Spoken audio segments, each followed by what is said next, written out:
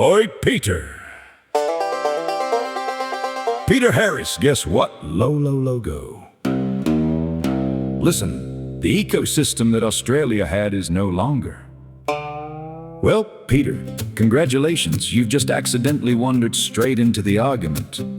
Australia's ecosystem isn't a museum display sealed behind glass. It has never been static. Climate changes, landscapes change. Species move, humans modify environments, ecosystems respond. And apparently we need to have the awkward little conversation about what gets called feral. The dingo arrived in Australia thousands of years ago and is now deeply embedded in Australian ecological and cultural history. The brumby arrived later and has now been here for roughly 2 centuries, becoming embedded in high country history, stockmanship, literature, and Australian cultural heritage. But somehow the ecological vocabulary becomes feral. Remove it! Lovely afternoon fishing, Peter. Pass the fly rod. Nothing to see here.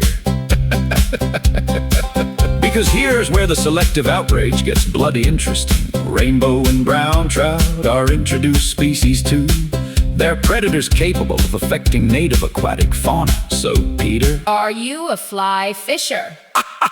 because if we're establishing the Peter Harris universal rule of introduced things, I need to know whether the trout are packing their bags as well. And while we're conducting ecological purity inspections, perhaps somebody could explain how an enormous engineering project like Snowy 2.0 with excavation, roads, tunneling, spoil, and major construction disturbance fits into this pristine, untouched ecosystem we're supposedly defending from. Horses.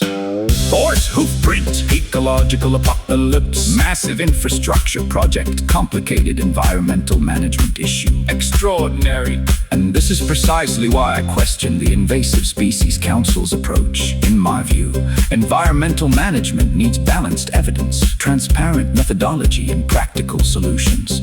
Not a fundraising narrative where one photogenic animal becomes the permanent villain.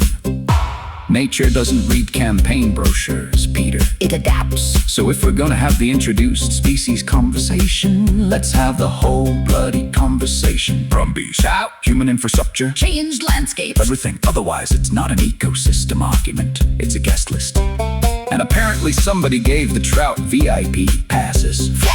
And while we're at it, let's talk about the history of pristine, because the idea of a fixed, unchanging natural state often conveniently ignores millennia of indigenous land management. It's not untouched if people have been shaping it for tens of thousands of years. The narrative of feral often erases the deeper history too.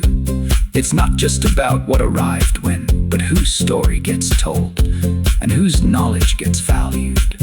So, Peter, when you talk about the ecosystem that Australia had, whose Australia are you even talking about?